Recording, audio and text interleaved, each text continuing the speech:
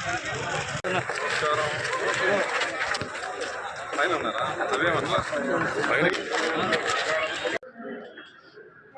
మీరు Reliance service ని నాకు సరిగా చూపమని డబ్బు పెట్టి అడుగుతాడు, మీరు వెళ్ళి ప్రాపర్లీ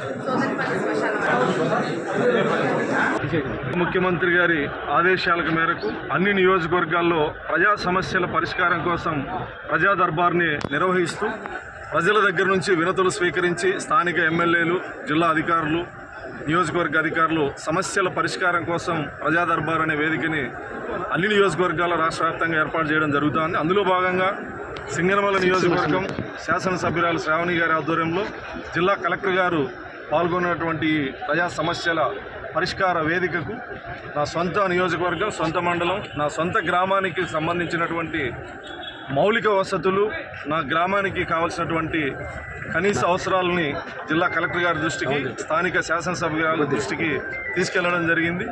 జిల్లా కలెక్టర్ గారు, స్థానిక ఎమ్మెల్యే శ్రావణి గారు ఇమ్మీడియట్లీ ఇవన్నీ చేసే విధంగా మాట ఇవ్వడం జరిగింది. సీసీ రోడ్లు, డ్రైనేజు, తాగునీటి సమస్య, అదేవిధంగా మా విలేజ్ నుంచి స్కూల్కి వెళ్ళేటువంటి విద్యార్థులు సలకంచెరు హై స్కూల్కి వెళ్ళాలి, మధ్యలో వంకు ఉంది, కల్వర్టు, చిన్న బ్రిడ్జ్ అవసరం అని చెప్పి కలెక్టర్ గారికి చెప్పడం జరిగింది. తక్షణమే స్పందించి ఏర్పాటు చేస్తామని చెప్పేసి, కొటేషన్ ఇమ్మని చెప్పేసి అధికారులకి ఆదేశాలు ఇవ్వడం జరిగింది.